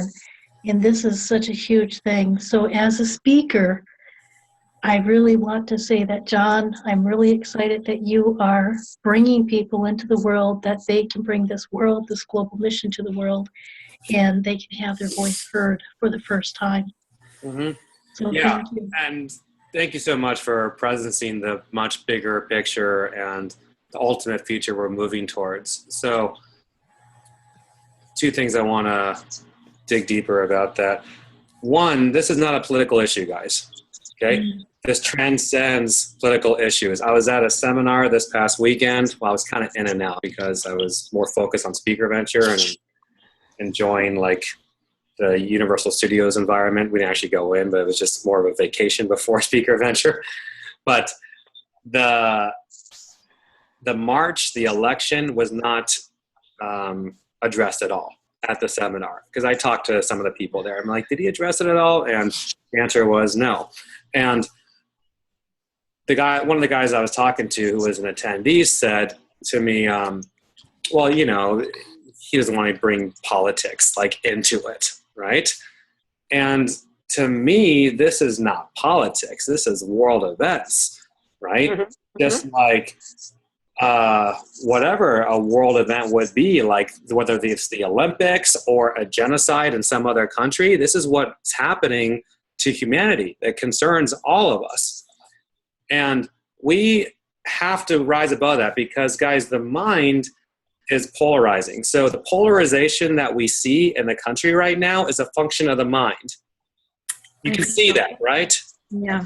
It's Yeah. just the mind being like broadcast out on this mass scale, right? The workings of the human mind that sees polarization, right? Division, right? The way the mind judges and assesses things, puts labels on things, right? We're seeing that on a mass scale.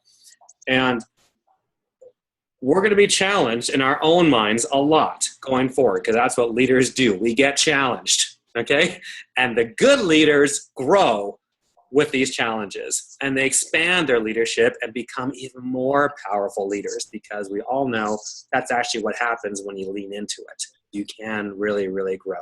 It won't take you out, right? It won't kill you, almost always. It will not physically kill you. It'll just make you stronger. And I'm just so clear that we have to prepare ourselves for what's to come, that the naysayers are going to be, in some cases, really loud and nasty, okay? And I've just seen people, even on Facebook, be really pouring for their heart open and saying these things. And the amount of hate and vitriol that comes their way, I'm seeing them get taken out by it. And I see their light dim. And I see that they want to fight back and say, stop trolling, you're not welcome, and all that, right? And when I see this, I do whatever I can to empower that person, that you can't let the small-minded people take you out. You're more powerful than that, right? Whether it's the bigots or the cynics, you can't let those people win, right? If there ever was a group of people not worthy of dimming your light and taking your movement away from you, it would be groups like those, okay?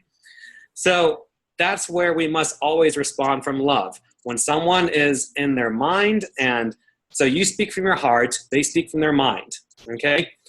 You can either go deeper into your heart or get sucked into the mind. And the easiest thing in the world is to get sucked into the mind, okay? Because everything is energy. They're coming from their mind, and so just like magnets, you'll be attracted to it, okay? That's gonna be the tendency. And I'm asking you guys to, and I'm specializing this conversation for you guys because I know you get it, and I know you're so capable, is that in those opportunities or those instances, you're going to have to practice a level of discipline perhaps unlike ever before, right? Because you're going to be challenged unlike ever before. When you pour your heart open, your movement is going to be coming out in the world bigger than ever before, which means the amount of objections will be louder than ever before, which means then you must discipline yourself not to get sucked in more than ever before and go into your heart more than ever before, okay? That's your path. Something you have to do again and again and again, and you're going to be inspiring other people to do the same thing. So this message doesn't stop here, guys.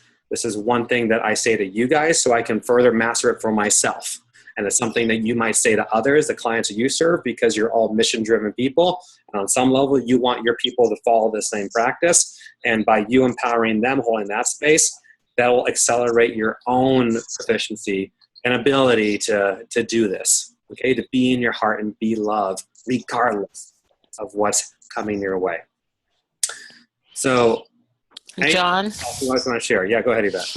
Hi. You know, this weekend I was in Sedona, Arizona for the past 5 days, and just watching some of the snippets from the movement, it took me back to the civil rights era, to the marches and all of the hatred that went on. And it took me back to some of my own personal experiences with racism. But I think more importantly, what it brought out was just the notion that bigotry is just it's about fear.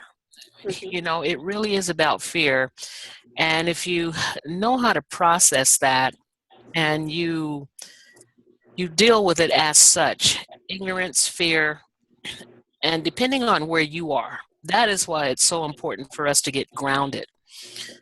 Grounded with, I believe, in my case, I know spirituality for me is what keeps me grounded and prevents me from hating another simply because they don't like me for the color of my skin or my gender or whatever. But I was sitting in the airport Sunday morning on my way home, and there were some Trump supporters standing right next to me, and it was about four big white dudes and the wife of one. And they were talking, you know, I mean, really talking negative about the march and all of that stuff. And one of them looked at me and I looked at him and I smiled. You know, I did. I smiled and I thought to myself, you are truly ignorant, you know, but it's okay. It's your thing. Right. And it's Mhm. not for me to get into a debate with you because of that. Because first of all, I'm better than that, you know, and you're not going to change the minds of many people. They're going to feel the way they feel. They're going to say what they have to say. But we do have a responsibility, I believe, to carry the message of love and peace forward and to let our young people see it, because they're the ones who are truly going to be impacted by this, even more so than myself or the other ladies on the phone. And you know, doing that for me, it just inspired me even that much more to get the message out for the empowerment of these women that I will be working with. I've never felt so inspired, so empowered, and just knowing that the message I have is something that is so desperately needed to move women from a place of subservient behavior to not feeling that they're good enough, not having a healthy self-image, all of that stuff. You know, it really charged my battery just looking at all of this. And so I just want to say, moving forward, you know, there is nothing to stop us. I mean, this is not turn back the hands of time or turn back the clock. I believe that as women, we will step up, and the men that support the women, we will step up and we will fight Mhm. the bigotry. We will fight the evil. You know, we're going to do that because we do have the strength. We do have the stick-to-itiveness, and we're going to get the job done. You know, it's just a matter of us getting out there and letting people know that there are strong individuals here who will fight this fight and will fight it until the day we die. So I just really want to say that, hey, it's on. I mean, it really is on, and it's just time to bring people out and just let them know you don't have to stay stuck behind anyone's philosophy, you know, whatever it is. You have a mind of your own. Now use it, and use it to bring yourself up to a higher status, whatever it may be. So I'm just excited about the whole thing. You know, I love the debate, the controversy. It's like, bring it on. Bring it on. This is not the first rodeo, and it's not going to be the last. So I turn it back to you. Thank you. Thank you, Yvette. Who else would like to share about this? Is anyone else feeling inspired, charged up? Because to me, this is very relevant to your businesses. Like, this is so on point for your businesses right now. How this will expand you as a leader, as a transformational agent on the planet.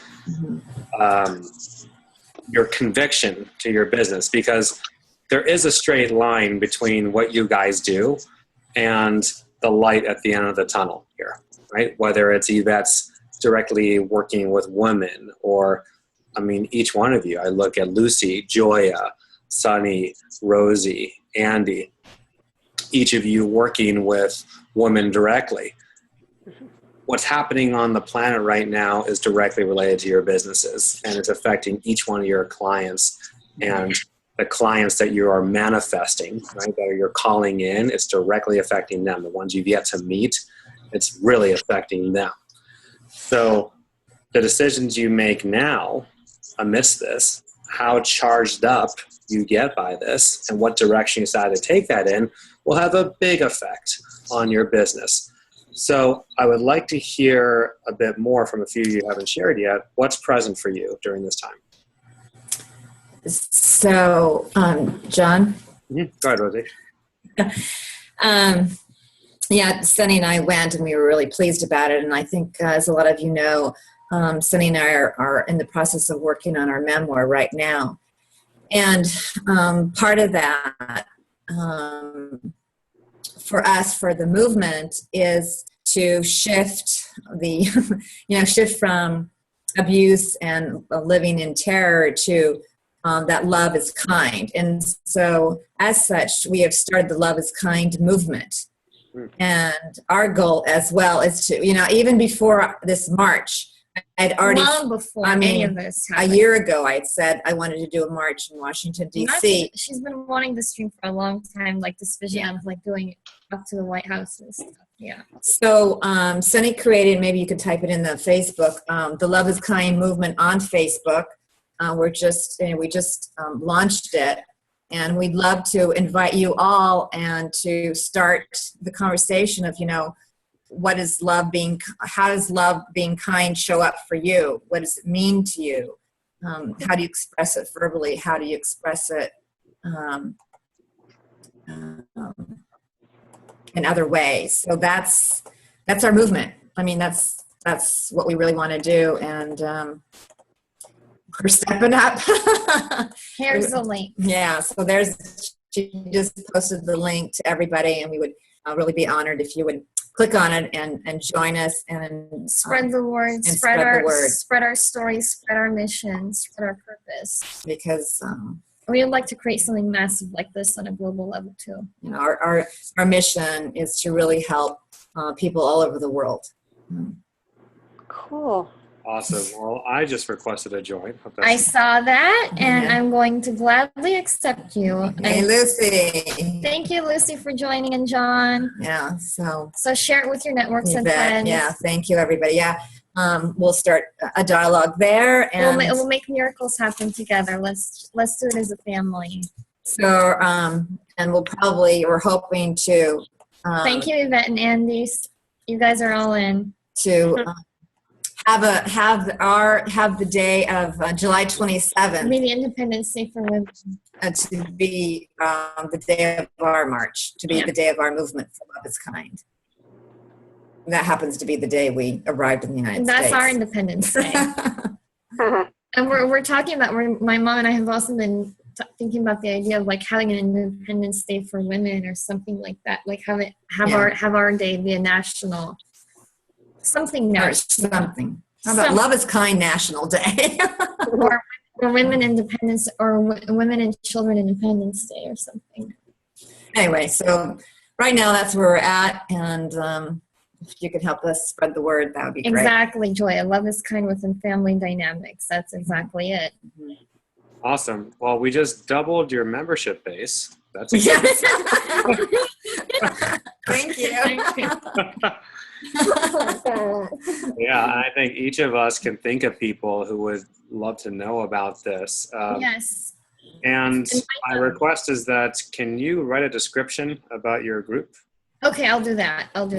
And don't add people without their consent. Send it like by Facebook message, or like share it on your page, your personal page, because like people don't like to be added into groups, I notice. It pisses people off. So I don't know why we can't invite people like we do to our Facebook business page. So this is different. Like send a private message to your people, or share it on your personal page and stuff. Unless Yeah, you know we'll- really well, like I just added. Unless you know some, Yeah, right. like Ronnie, Like you yeah. can invite all of the Speaker Venture peeps. Yeah, yeah. Yeah, Like we'll- unless and it's we'll- someone you know very well that would be on board and is aligned with us, then yeah, you can say, oh, by the way, I added you into this group. I think you like, so yeah, let them know. And we'll write up a description. Yeah, I'll don't worry. Yeah, you do that. I know. I said I'll take care of it. Cool. Yeah, there's always that next step to take, whatever it is, you know. Right now it's to write the description and invite a few people. How these things get rolling. What was the July 27th? Did you say it was an actual march that we're going to be doing, or what? Well, that's That's the day date that we left my father. that's the date that we landed in the United States. You know, when we declared our independence. So I'm just saying that's the date I think I would like to have the march. I don't know what year. I don't know if I can, it'll probably be this year, but maybe 2018. We want to do it around the launch of our book. We'll have the manuscript done by this year. Yeah. So either it'll be this year or certainly next year. Yeah. Around the So- promotion of the book. Yeah, We'll definitely let you guys know. So don't worry. You'll definitely be one of the first. yeah. Yeah. So. And we love your support and love for you guys to be there too. We figure if we can get this, this book globally announced before it's published, that'd be really We good. actually bought a website for our book so we can start blogging it and sharing our story there Cool. of the journey of writing our book and stuff. Yeah, we won't give it to you yet because it's not set up, but Yeah. We have to work on that. yeah, I mean, it's non-functional. Anyway, so That's our share. that's our, Alright, thanks, guys. Let's check in with Andy or Joya. Who would like to share something? Sorry. Oh, I'll be happy to share. I just did the happy dance, and there was a group that met between 10 and 2 here in Joshua Tree and Yucca Valley, and an Old Woman Springs Road was where we met. And then I got to come back and really watch, because it was raining. It rained a lot that day here. And so I came back and watched to hear many of the young people speak, and I found it so inspiring. It was just, I thought about my idol when we were doing our marches, which was against something, and this was totally for something. Mhm. And we were always for something, but we had to be against something to get to something. So it was just beautiful to see and feel all the love that came. I absorbed it. It was just wonderful. And two things happened. One, I remembered, and I couldn't think of her name all day long. It was so funny. I kept seeing her face and trying to remember this woman that had inspired me so much. It was Dr. Angela Davis. I don't know if any of you have ever heard of her before, but she was, anyway, she was my idol during that time and was very, very well known, and really spoke to the role of women.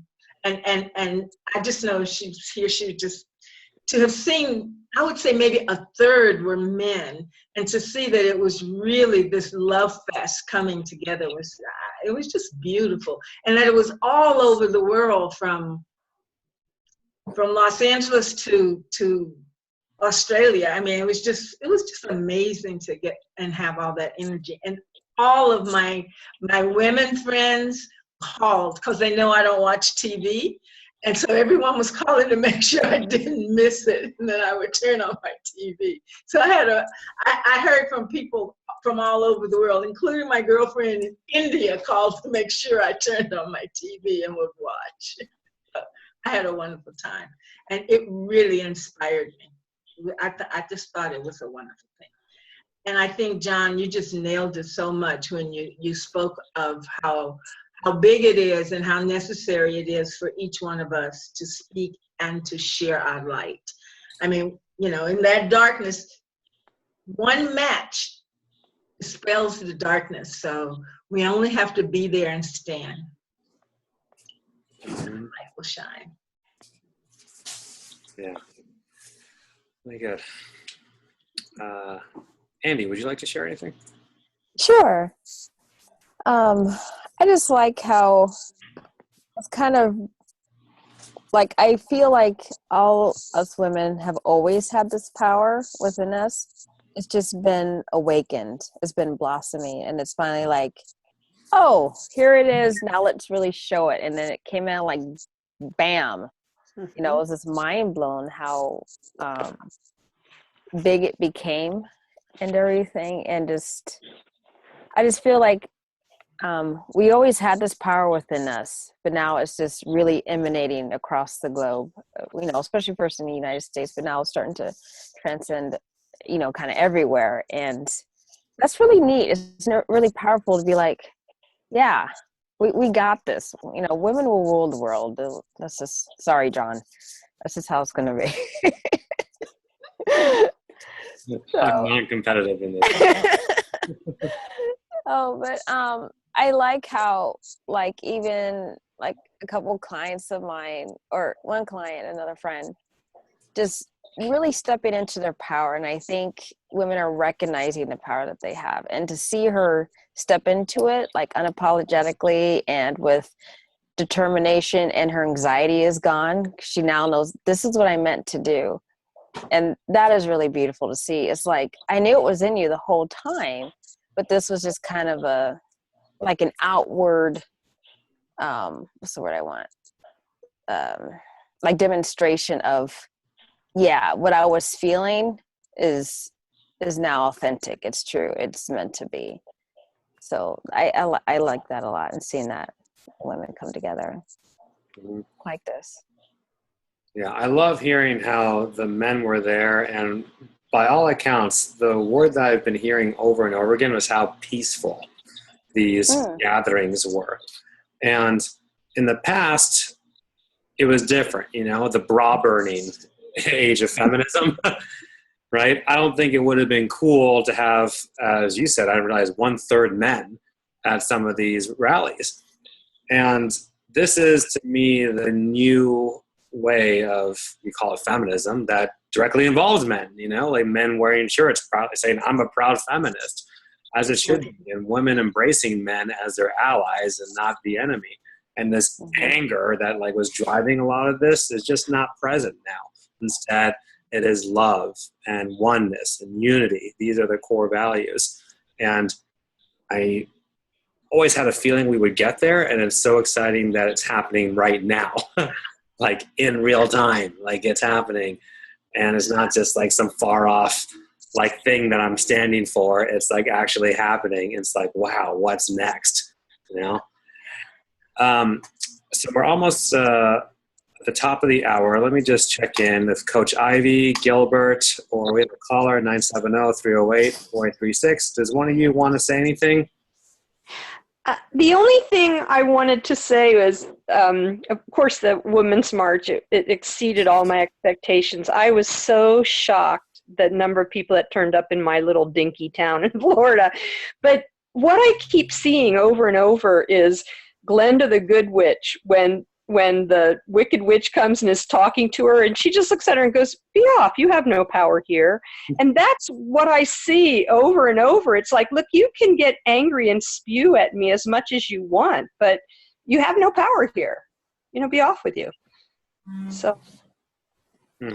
So when you say that, are you referring to the people who will spew their negative opinions? Yeah, whether it's to your face, on Facebook, whatever. It's like, hey, you know what? You're all tangled up in your anger right now, and that's your choice. But I'm not going to go there with you. And that's kind of how I feel. And remember when the witch comes out and is spewing at her, she's like, "Are you kidding me? Come on, you have no power here." And that's kind of how I see it. It's like if you jump in with people that are angry, then they've kind of infected you. But you have a choice. You don't have to do that. And it doesn't mean that you don't speak out, and it doesn't mean you don't stand up, and it doesn't mean you don't say, this is wrong, stop it. But you don't have to get on that angry, vile level. You just don't. Yeah, I love this because it's always bothered me how black and white people can see things. If you tell people to respond with love when there's haters your way, and then they hear respond with love and hear that you're telling them to be a doormat and take shit from people, right? They're just unable to distinguish the difference between responding with love and being a doormat that people shit all over, right? And so the only reaction they know is to hate back. And it feels like finally people are getting that there's shades of gray here, right? That you can be powerful and stand up for what you believe in and do it with love, right? And it's just so exciting that people are getting the best parts of being human are truly coming together. Thanks for pointing that out. Yeah, it's cool. Cool. Anyone else before we complete? John, I just have one more thought. The key is going to be keeping people inspired to move forward, because so many times we have things happen and it's sort of like the pep rally. You know, when you go to the rally and you are pumped up, and maybe for a week later, you're still pumped up. And then after that, that's when all the negativity, you go back into your oneness and people start getting in your ear and doing things like that. So the messages that we have right now, we have to keep that going to be the voice of the voiceless, because there will be many who will sink back into that hole and not feel the wholeness that they felt this weekend. So we truly do have a message to get out there and to keep that momentum rolling and to keep the empowerment of people out there moving forward. So that's going to be the real test as we move forward, because that's already been the talk is, okay, now what? You know, everybody was out this weekend and everything. Okay, so what's going to become of all of that? Or will it go back to the status quo, which I certainly hope it will not, but I certainly see it as opportunity for us to really make some inroads and just really keep that momentum going and just the empowerment of people out there and not let it die down and go back to the status quo. Yeah. Well, I would assert that, and I'm an optimist and a realist. Yeah. There has already been irreversible transformation. When you get that much energy moving, you just don't come back from that. Now, what it's going to look like, what's going to result from that part's up in the air. Yeah. Okay? What are the tangibles going to be from this? That part's up in the air. Yeah. And that's where we have to really carry our torches loudly and proudly as we can. Absolutely. All right, gang. So Speaker Venture, if you're going to be with us this Friday, cannot wait to see you. We have a short call on Wednesday. If you can join us, it's definitely not mandatory, but that's a way to get connected before the weekend. Our next Journey call will be in 2 weeks, February 6th. So what I'm going to do is I'll be leading an hour on the Profit First accounting model, which I'm very passionate about. It definitely saved my business from the brink of constant financial duress and frustration and hair pulling. It really was a big thing for me, and I'll be sharing this with you, how you can really make sure that you get out of this like money consuming like track that so many business owners are on. The more money they make, the more they spend. I'm always head above water. When's it ever going to end? We're going to free you up of that. And so if you're already in that right now, or if you want to, if you're already in that trap right now, or if you want to avoid ever being, you're not in that trap, you want to avoid being in that trap, then you'll definitely want to be on next week's session. And so we'll do the first hour on that and then open it up for Q&A, general Q&A afterwards. And 2 weeks after that, we'll have another guest presenter, Nan Akasha, will be joining us. I know some of you know Nan quite well. So she'll be joining us 2 weeks after that as our guest presenter. All right. Put good, kind thoughts into your hearts, healthy food into your bodies, and remember to laugh as much as possible every single day with love. You're all unmuted. Have a good night. Bye. Bye, everybody. Just check the Before you guys leave, there's a website for the Women's March of the 100 Days of Action steps that you can take to keep the momentum going. So I was just addressing Yvette's comment. Yeah, as Yvette was talking about, like losing momentum, I posted the link right there. It's womensmarch.com. All right, Sunny. Got it. Yeah. Gives you Thank steps. you. All right, you guys are awesome. See you Bye. Bye, you guys. Bye. Adventure Weekend. Love you. Bye. Bye.